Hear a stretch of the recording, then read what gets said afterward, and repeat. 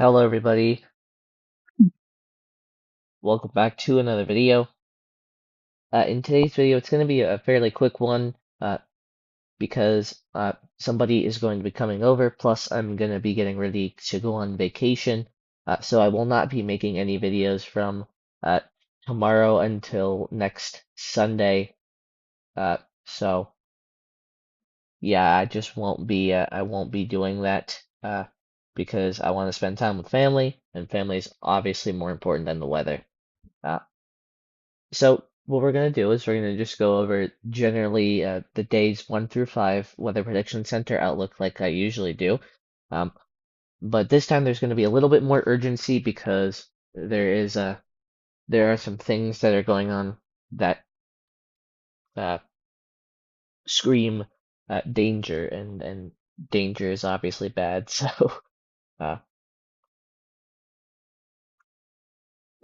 yeah, here we go. So anyways, Uh, right now, we're currently dealing with two slight risks of severe weather, right? Number one, the most obvious one and the biggest one is up in Maine and New Hampshire going into Canada, right? And then we have another slight risk that's not as obvious, but it is in the middle of the screen and it is going into the Kansas City metro area. Kind of like, yeah, the Kansas City metro. Then we have a marginal risk extending from Mexico through the plains, the southeast, uh, the Ohio Valley, the Mid-Atlantic, New England, and up into Canada. And then we also have a segregated marginal risk in Florida, southern and southwestern and central Florida, specifically like near Fort Myers and Orlando and all of that good stuff. And there's Lake Okeechobee right there. But anyways, so uh, what the fuck?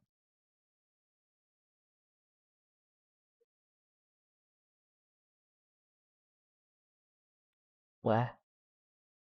Sorry, there's just a lot to read. Anyway, we're just going to read from top to bottom. Northern New England, 16Z update. Quasi-stationary front across Maine will be a focal point for heavy convection late this morning and afternoon. 12Z sounding out of KGYX, or Gray, Maine, depicted a robust, deep, moist profile with precipitable waters well above normal, i.e., 1.92 inches, hitting closer to the 99th percentile when adjusted for climatology.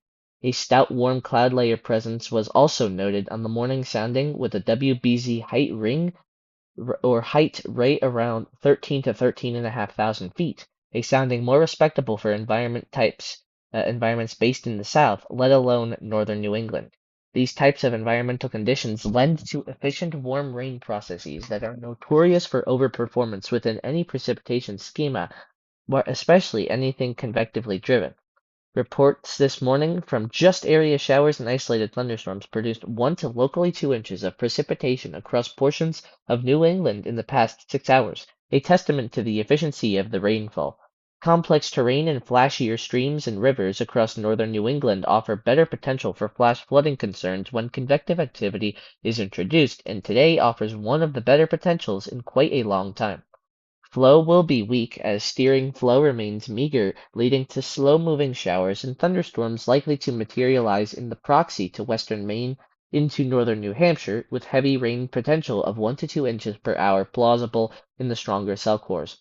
Considering the light and variable flow within proximity to the terrain, a quick 1 to 2 inches plus can cause issues in regards to flash flooding, as has been historically the case for these types of environmental conditions in place.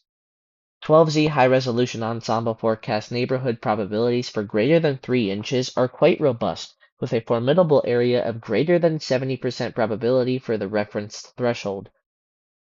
This alone is more than enough to justify a targeted slight risk upgrade for the period, which has been introduced in coordination with the local Maine offices. Timing for the threat will occur between now and sunset, with the loss of diurnal heat flux likely to put an end to the threat as a cold front approaches out of Quebec. Eastern Kansas into southwest Missouri. highly conditional setup for significant rainfall exists across portions of the central contiguous United States, with the main axis of potential aligned over eastern Kansas down into southwest Missouri. Recent rainfall over the region has provided a decent soak to the topsoil layer, with elevated stream flows being seen across portions of the above area. Yes. A mid-level vorticity maxima is forecast to motion out of the adjacent high plains of eastern Colorado and western Kansas, with a migration eastward within the mean flow aloft. Some convective allowing models are pretty aggressive, with the potential for convection to fire across eastern Kansas and motion southeast into Missouri as we move into the back end of the forecast period. The timing of the disturbance entering the area, coupled with a nosing 850 millibar low-level jets over Kansas, would in theory aid to the development of convection with a rapidly improving mid-level shear profile capable of sustaining a stronger mesocyclonic initiation, leading to a focus of heavy precipitation. The high-resolution rapid refresh and NAM-NEST forecasts are the most aggressive with this signature, with the AI or artificial intelligence forecast systems also inferring at least the threat of some convective development in that 6 to 12Z Saturday window. Recent HRAF neighborhood probabilities for greater than 2 inches have adjusted closer to 20 to 30%, doubling the previous probabilities from the last forecast cycle. High-resolution ensemble forecast EAS still remains weak in the depiction, which exemplifies the conditional nature of this threat and a split in the guidance on handling the convective potential and eventual evolution. Despite the conditionality of this risk, there was a slight risk added to the area for two reasons. First was the antecedent soil moisture and stream flows are currently conducive for flash flood capabilities, as any heavy rainfall will pose a threat for runoff and hydrologic issues. The second is the environmental conditions leading in are genuinely favorable for locally higher rates within any cells that do materialize, as precipitable waters remain at least 1 to 2 standard deviations above the normal across the region. Models that do show the rapid convective development and impacts are depicting rates between 2 to 3 inches per hour at peak, which is a range that would easily breach the current hourly flash flood guidance threshold in places across much of the area, 1 to 1.5 inches per hour. In coordination with the local weather forecast offices, or WFOs, across the area, the slight risk was added for the conditional threat. West Texas. A modest Theta E ridge across southwest Texas into the high plains of New Mexico will allow for sufficient low to mid-level buoyancy this afternoon ahead of a weak to fluent axis approaching from the west during the period. Most unstable convective available potential energy between 1,000 and 2,500 joules per kilogram will be positioned across the western RGV up through the mountains of southwest Texas through the upper Trans-Pecos. Plenty enough instability to maintain isolated strong convective cores to materialize across the area. Initiation will likely occur across the Sacramento foothills down into the Davis Mountains, with cells likely drifting eastward off the terrain and migrating into the adjacent high plains. Isolated flash flood concerns will arise from the convection in the area, enough of a signal to warrant a continuation of a marginal risk across the region. Central and Southwest Florida. 16Z update. No changes to the previous forecast as the 12Z remains consistent in its interpretation of locally heavy rainfall across central and southwest Florida this afternoon, with the main threat along the sea breezes and any convergence. 12Z HREF neighborhood probabilities for greater than 5 inches are between 40 and 70% across south central Florida towards the southwest Floridian coast, a signal relevant enough to maintain continuity from previous forecasts.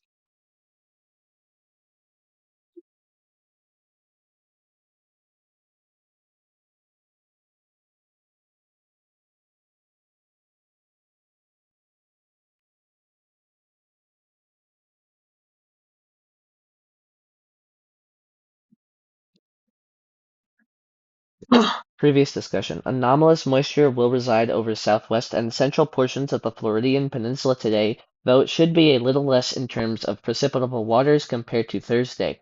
Convection along the sea breezes should produce very heavy rainfall that could lead to flooding concerns for urban areas in central and southwest Florida.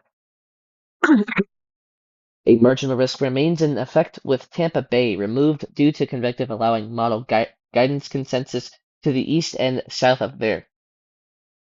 Okay, so day 2 is a little bit more concerning.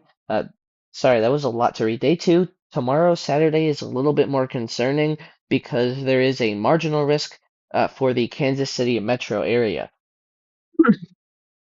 which means that heavy and vigorous rainfall could be affecting populated metropolitan cities. So there's a moderate risk of excessive rainfall for portions of eastern Kansas and southwest Missouri. 20Z update. In coordination with the local weather forecasting offices across eastern Kansas into Missouri, a moderate risk was issued for the day 2 period with emphasis across eastern Kansas into southwestern Missouri. Deep, moist environments will preclude the arrival of a prominent shortwave ejecting into the Central Plains, making headway into the mid-Mississippi Valley on Saturday afternoon and evening. Instability gradients will be present across northern Missouri into Iowa as a cold front begins to slowly press south with the guide of a potent shortwave dropping out of Canada. This is the making of an increasingly convergent low to mid-level setup within a very favorable environment across the nation's midsection.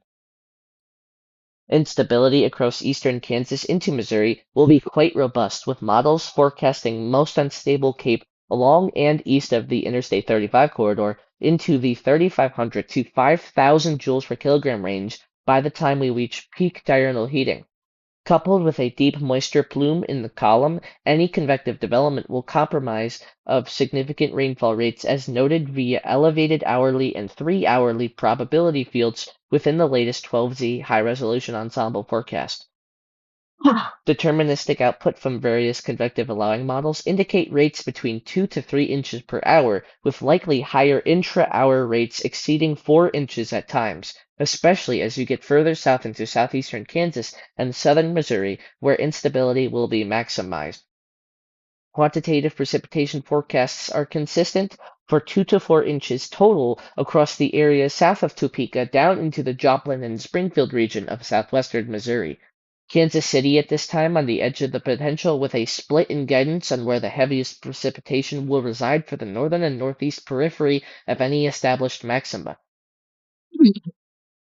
Considering such a close proximity to the max and the D2 error in convective forecasting still a concern, there's potential that the urban center can get into some of the heavy precipitation as it materializes on Saturday evening, with a flood watch issued over the metro and surrounds, decided to include the city in the moderate risk to maintain consistent messaging and signaling a heightened threat compared to normal.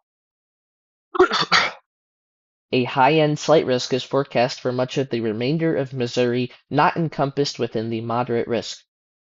There could very well be an initial round of thunderstorms in the morning across southern Missouri in conjunction to the shortwave moving across the area as referenced in the Day 1 update.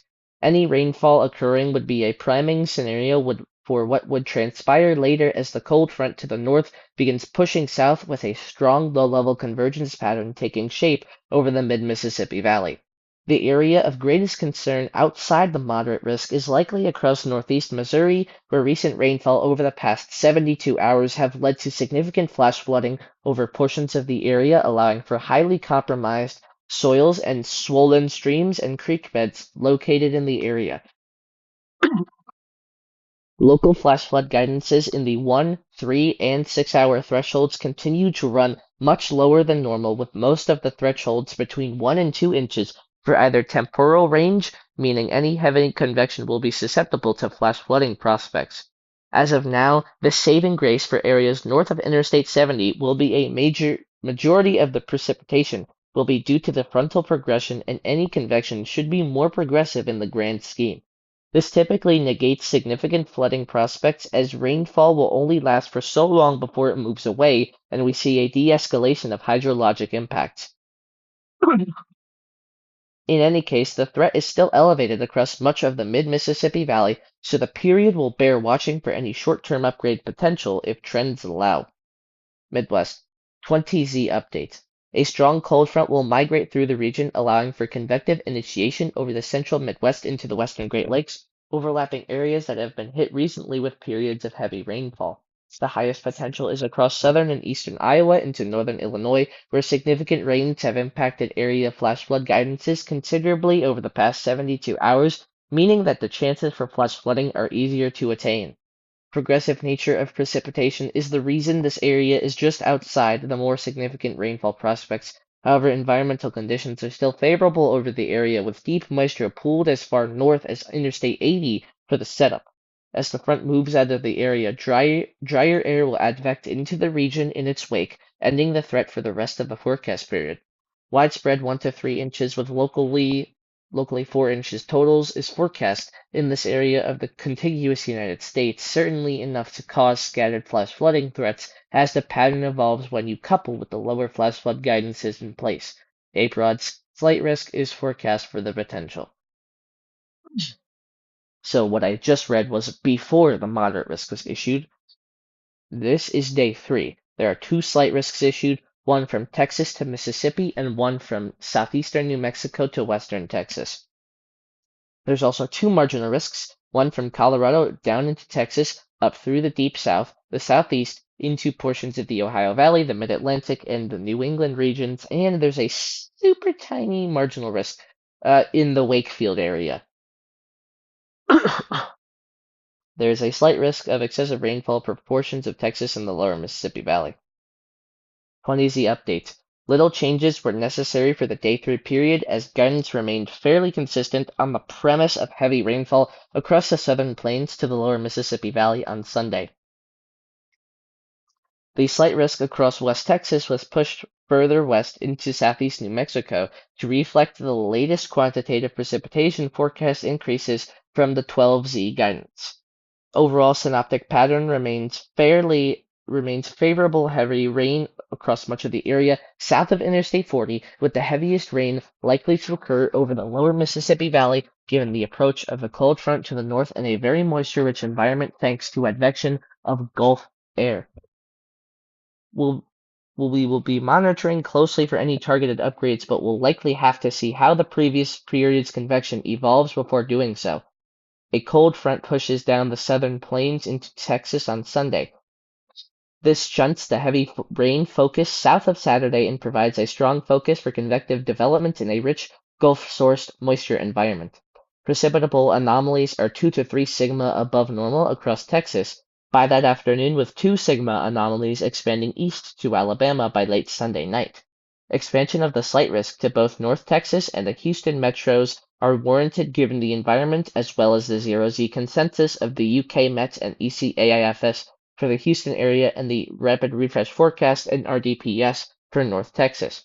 Furthermore, a decent signal for lasting thunderstorm development is over West Texas in the Permian Basin into the Concho Valley, so a slight risk was raised there as well. Additional terrain-driven diurnal activity is expected over the southern Rockies and Sacramento and the Davis Mountains. This activity should spread southeast through the evening, so the marginal risk was expanded over the southern high plains. A surge of moisture up the southern Appalachians Sunday morning brings enough of a heavy rain threat for a marginal risk expansion up to the westernmost section of Virginia. Southwesterly low-level flow from the Carolinas bring 2-inch precipitable waters to the mid-Atlantic coast Sunday afternoon ahead of a cold frontal passage that night. Evening thunderstorms should be heavy and slow enough to warrant a marginal risk. Okay, so day 4 and day 5, they're essentially just slight risks of rainfall for the southeast. 20Z update. The suite of 12Z guidance has largely remained consistent with the large-scale flow pattern and the higher chances of heavy to excessive rainfall being confined in proximity to the Gulf Coast. There was little need to make more than subtle nudges to the marginal risk area in the previously issued outlook, and no changes were made to the slight risk areas on either day.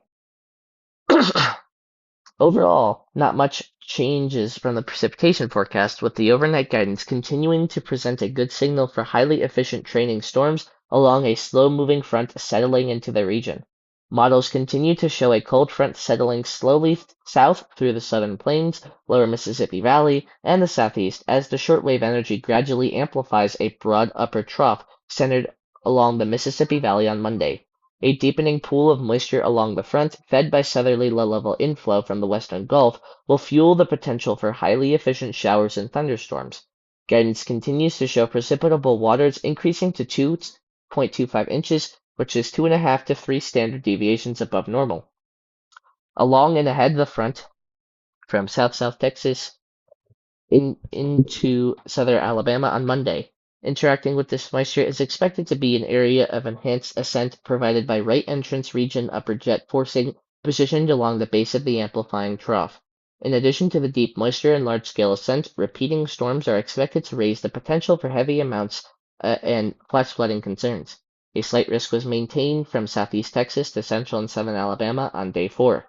By Tuesday, the upper trough axis begins to shift to the east, pushing the front deeper moisture and the better chances for heavy rain farther south and east along the Gulf Coast. For day 5, a slight risk was drawn from southeast Louisiana to southwest Georgia, while slight risks were drawn for both periods, given the potential for several inches of rain in several locations. An upgrade to a moderate risk may be required in future updates if the signal persists as the event draws nearer. Now guys, I have to rush to go, so